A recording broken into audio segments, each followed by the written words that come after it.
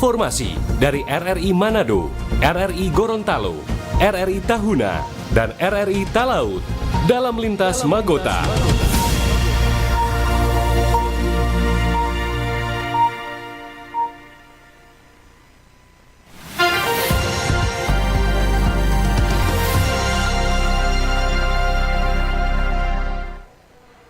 Pukul 17 waktu Indonesia Tengah, Radio Republik Indonesia dengan Lintas Berita Magota, Manado, Gorontalo, Tahuna, dan Talaut.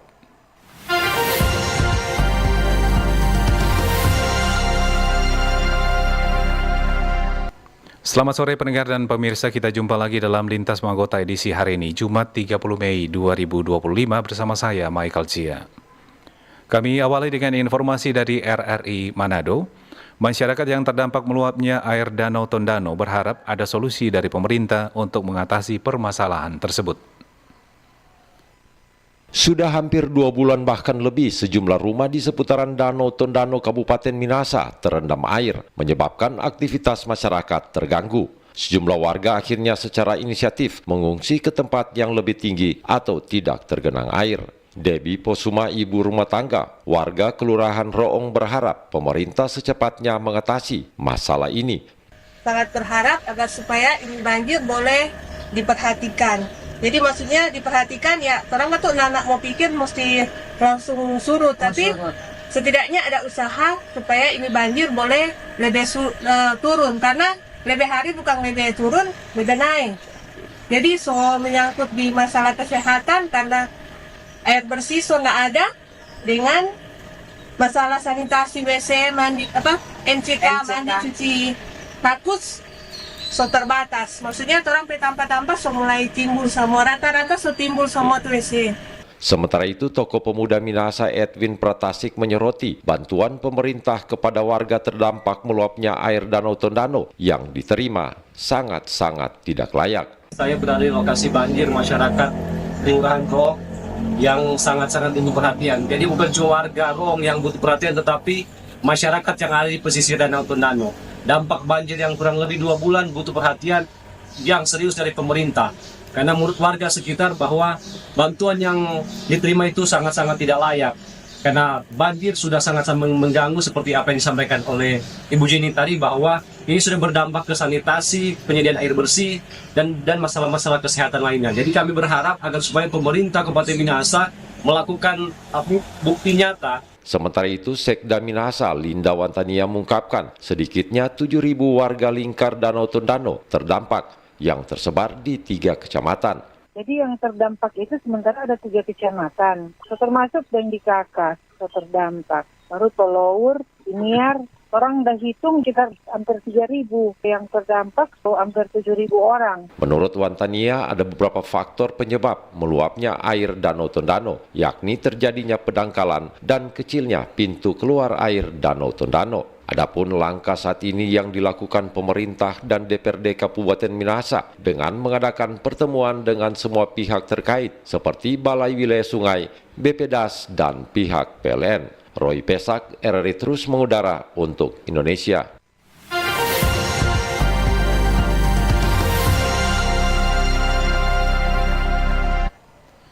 Balai Pelaksana Jalan Nasional dan PT MSM serta lintas sektor sepakati pembangunan Jalan Minahasa Utara, Girian, Kota Bitung untuk dilakukan pembangunan.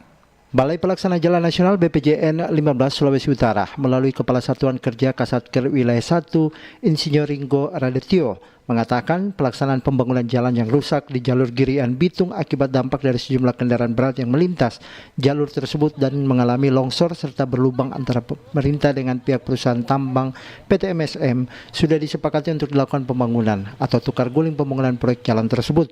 Setelah sebelumnya pada hari Selasa lalu dibicarakan bersama lintas sektor untuk pembangunan jalan ini dengan rencana akan dialihkan menjadi jalan lingkar di area seputaran tambang. Untuk penganggarannya akan didanai oleh PT MSM. jam. Sementara untuk teknis pelaksanaan jalan akan dilakukan oleh Balai Pelaksana Jalan Nasional. Kami pada jalan memang yang kami lakukan terhadap jalan existing jalan nasional panjang kira-kira 1,2 kilo ini kita upayakan pengamanan dengan rambu-rambu untuk kondisi titik yang memang sudah ada potensi longsoran. Dan dalam prosesnya untuk tetap menjaga fungsional jalan, saat ini kami sedang dalam proses melakukan pelaksanaan pembangunan terhadap jalan baru yang akan menjadi pengganti terhadap jalan tersebut. Karena memang dan jalan ini juga menjadi kerjasama, artinya ada proses tukar guling yang akan dilaksanakan dengan pihak pertambangan. Dan prosesnya sampai mana? Saat ini kita sampai di proses konstruksi, proses pembangunan yang memang mendapatkan supervisi dari pihak juga dari pihak Balai Jalan. Meskipun pelaksanaannya dikerjakan oleh Tambang, namun mereka juga bekerja berdasarkan desain dan spesifikasi yang sesuai dengan yang ada di kami di Bina Marga. Dan harapannya ke depan jika terjadi hal-hal yang sudah tidak bisa diantisipasi secara langsung di jalan existing, fungsional jalannya tetap bisa berjalan melalui jalan yang sekarang sedang kita bangun, yang dibangun oleh pihak PT PTN. Dan prosesnya saat ini tahapannya setelah masa konstruksi ini ada proses serah terima yang kita sudah lakukan, artinya ada tukar guling aset. Dan itu kami upayakan, kami optimalkan kondisi jalan yang baru ini, yang sedang dibangun ini melalui supervisi yang kami lakukan, ini dapat maksimal dan tentunya lebih baik daripada jalan existing sebelumnya. Terkait di jalan nasional. Sementara itu, pemerintah kecamatan di lokasi pembangunan jalan ini mengaku merasa terbantu dengan adanya pembicaraan dan pembangunan jalan tersebut karena sudah lama dikeluhkan oleh masyarakat maupun pengguna jalan. Dan Polres Minahasa Utara juga Polres Bitung sama dengan Dinas PUPR Provinsi Sulawesi Utara juga Dinas PUPR Kota Bitung terkait dengan rencana pengalihan jalan sementara.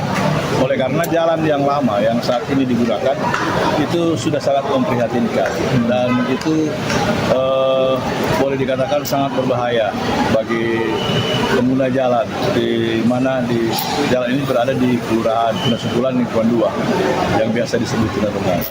Jadi jalan itu sudah mengalami longsor semenjak Desember 2023. Jadi Desember 2023 mengalami longsor dan sampai dengan saat ini pihak perusahaan juga kami memberikan apresiasi, mereka telah banyak memberikan bantuan dalam hal bagaimana mencegah agar tanah itu tidak longsor yang di samping jalan itu. Dan saat ini pihak PT MSM ini dan PTN sedang melakukan upaya untuk pembuatan jalan yang baru. Tapi kemudian karena regulasi yang menghambat itu soal pelimpahan tanah, pelimpahan ruas jalan ini dari pemerintah pusat kepada untuk digunakan kepada kepentingan umum. Nah, oleh karena itu pihak PT MSM dalam hal ini di waktu yang singkat ini mereka mengalihkan, memberikan fungsi jalan yang ada, jalan yang tidak digunakan tapi layak untuk digunakan. Dan oleh karena itu kami rapat dalam rangka bagaimana pengalihan jalan ini demi keselamatan para pengguna jalan. Saya pikir itu baik, tapi kemudian pasti ada kendala-kendala di lapangan. Oleh karena itu kami berharap perlu adanya support perlu ada dukungan daripada masyarakat karena ini juga demi kepentingan masyarakat, bukan kepentingan saya. Mungkin demikian yang dapat kami. Hasil dari kesepakatan ini pengalihan jalannya ke arah mana kemana Pak?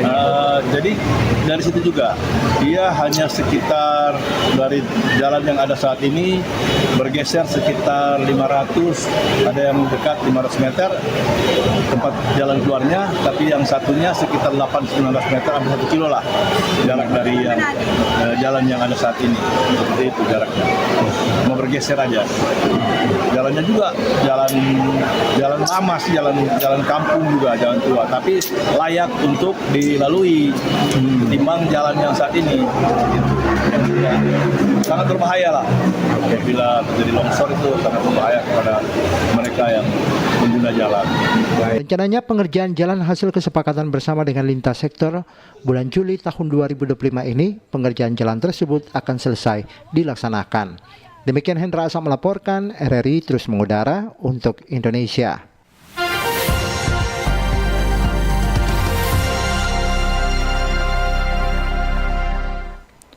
Selanjutnya pendengar, kita ke informasi dari RRI Gorontalo. KPU Gorontalo Utara melaksanakan rapat pleno terbuka dalam menetapkan pasangan calon bupati dan wakil bupati. Komisi Pemilihan Umum Kabupaten Gorontalo Utara kemarin menggelar rapat pleno terbuka penetapan pasangan calon bupati dan wakil bupati Gorontalo Utara tahun 2024, tindak lanjut putusan Mahkamah Konstitusi atas perselisihan hasil pemilihan. Ketua Komisi Pemilihan Umum Kabupaten Gorontalo Utara Sopian Jakpar mengapresiasi kepada semua komponen di daerah ini yang telah berkontribusi sehingga penyelenggaraan Pilkada Kabupaten Gorontalo Utara tahun 2024 dan tindak lanjut putusan Mahkamah Konstitusi atau MK atas perselisihan hasil pemilihan telah ditetapkan. Menurutnya, setelah rapat pleno tersebut dilanjutkan, pihak KPU Gorut akan melakukan kunjungan kepada DPRD untuk menyerahkan dokumen hasil rapat pleno terbuka penetapan calon bupati dan wakil bupati terpilih. Setelah pertemuan sekaligus penyerahan dokumen oleh KPU kepada DPRD, rencananya dalam waktu dekat akan digelar rapat paripurna oleh pihak legislatif Gorontalo Utara. Dan alhamdulillah, komisi dari DPRD bahwa mereka akan siap menerima kita insya Allah pada sholat Jumat untuk menyampaikan dokumen tersebut, dan insya Allah akan dilaksanakan rapat paripurna insya Allah paling cepat hari Senin atau paling lambat hari Selasa. Itu informasi yang kami dapat sementara. Sementara penjabat Bupati Kabupaten Gorontalo Utara Sila Botutihe mengucapkan terima kasih kepada semua komponen yang telah mendukung sekaligus mendorong pelaksanaan Pilkada 2024 yang kemudian dilanjutkan dengan penyelenggaraan pemilihan suara ulang PSU Kabupaten Gorontalo Utara. Baik KPU, Bawaslu, serta seluruh jajaran Badan ad hoc kepada aparat keamanan TNI dan Polri serta seluruh masyarakat yang telah berpartisipasi di dalam penyelenggaraan Pilkada.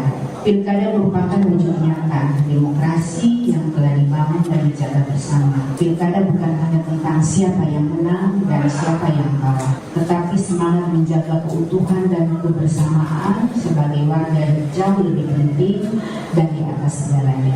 Kini Pilkada telah usai, saatnya kita bersatu padu membangun dan bergandengan tangan mendukung kepemimpinan yang baru. Gorontalo Utara membutuhkan energi positif dari semua pihak demi terwujudnya keadilan sosial dan kesejahteraan masyarakat. PJ Bupati Gorontalo Utara mengajak kepada semua komponen yang ada di daerah ini untuk senantiasa bergandengan tangan membangun Kabupaten Gorontalo Utara ke depan agar lebih maju lagi. Dari Gorontalo, Hendra Rauk, RRI terus mengudara untuk Indonesia.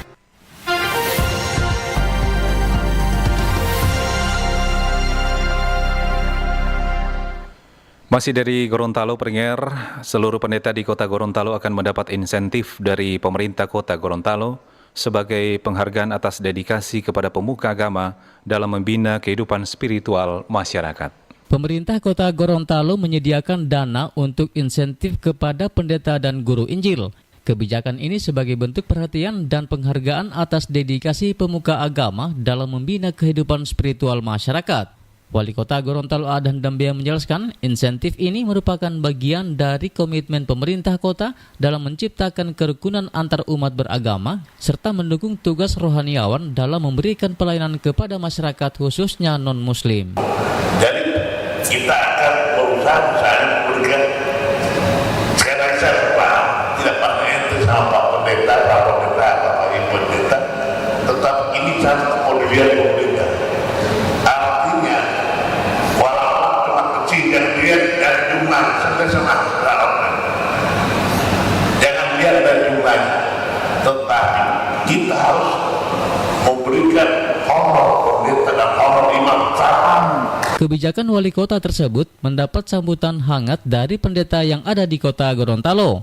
Pendeta Willy Repi menyampaikan apresiasi atas perhatian pemerintah kota kepada pendeta terhadap pemberian insentif bulanan ini. Kami, hamba-hamba Tuhan, pendeta, pastor, bisa diundang oleh Pak Wali dalam kaitan silaturahim.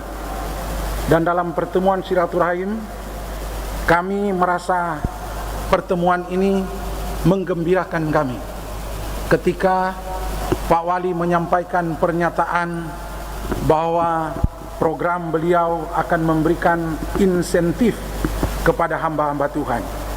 Bagi kami sebenarnya hamba-hamba Tuhan bukan soal angka, tapi yang menjadi perhatian kami hamba-hamba Tuhan ketika beliau memberi perhatian khusus, itu pun bukan cuman para pastor, para gembala, tapi sampai ke guru-guru sekolah minggu.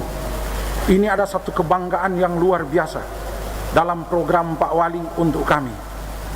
Maka kami menyampaikan ucapan terima kasih yang sebesar-besarnya, tulus ikhlas mendalam kepada Pak Wali yang sudah memberikan perhatian khusus bagi kami para gembala. Pemberian insentif ini juga bagian dari sinergitas antara pemerintah kota dan lembaga keagamaan dalam membangun sosial dan kemasyarakatan. Selain itu, kebijakan tersebut juga selaras dengan komitmen pemerintah kota dalam menjaga kerukunan umat beragama. Pemerintah kota Gorontalo akan melakukan pendataan pendeta aktif agar penyaluran insentif tersebut tepat sasaran dan transparan. Dari Gorontalo, Bobi Riawan melaporkan.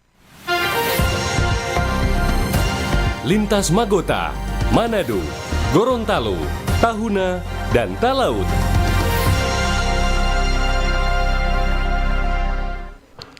Dari RRI Tahuna, Dinas Ketahanan Pangan Daerah Sangihe melaksanakan kegiatan gerakan pangan murah di kantor Kelurahan Tona 1. Dinas Ketahanan Pangan Daerah Kabupaten Kepulauan Sangihe melaksanakan gerakan pangan murah di kantor Kelurahan Tona 1 Selasa 27 Mei 2025.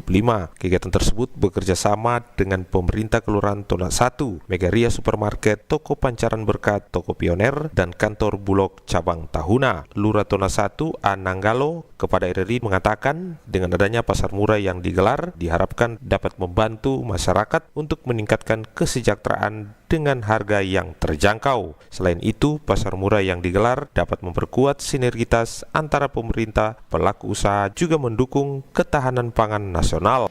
Untuk kegiatan gerakan pangan murah adalah program pemerintah pusat lewat Badan Pangan Nasional, dan untuk Kabupaten Kepulauan Sangihe penyelenggara adalah Dinas Ketahanan Pangan Kabupaten Kepulauan Sangihe kerjasama dengan Toko Megaria, Toko Pancaran Berkat, Toko Pioner, dan Bulog.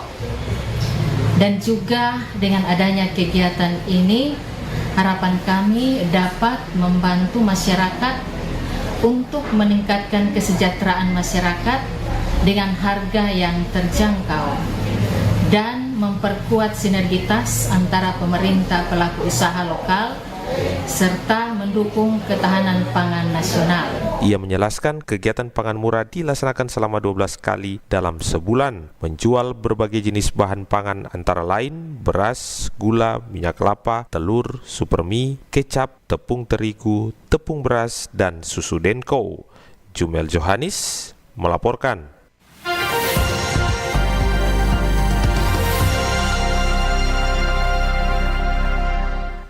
Informasi dari RRI Talaut sekaligus mengakhiri Lintas Magota sore ini. Pendengar dan pemirsa, harga bumbu dapur tomat di Pasar Melongwane mulai turun. Tomat turun dari Rp32.000 per kilogram menjadi Rp25.000 per kilogramnya. Sempat naik signifikan, harga komoditi bumbu dapur tomat mulai mengalami penurunan di pasar tradisional Melongwane, Kabupaten Kepulauan Talaut. Resli, salah satu pedagang, menyebutkan harga tomat saat ini dijual Rp25.000 per kilogram. Padahal sebelumnya tomat sempat mencapai Rp32.000 per kilogramnya. Ya, untuk sekarang penjualan rica tomat mulai turun sedikit. Sekarang mulai jaga kasih turun 25, 24, baru rica sudah mulai turun. Sementara bumbu dapur lain seperti cabai juga ikut turun. Cabai turun dari sebelumnya Rp120.000 per kilogram menjadi Rp100.000 per kilogramnya. Sementara komoditi bawang putih ada di Rp50.000 per kilogram. Dari Kabupaten Kepulauan Talaut, Marsuki Mengero terus mengudara untuk Indonesia. Lintas Magota, Manado, Gorontalo, Tahuna, dan Talaut.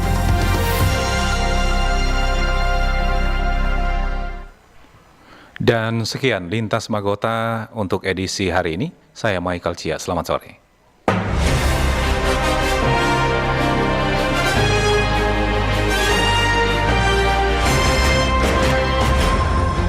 Demikian informasi dari RRI Manado, RRI Gorontalo, RRI Tahuna, dan RRI Talaut dalam Lintas Magota.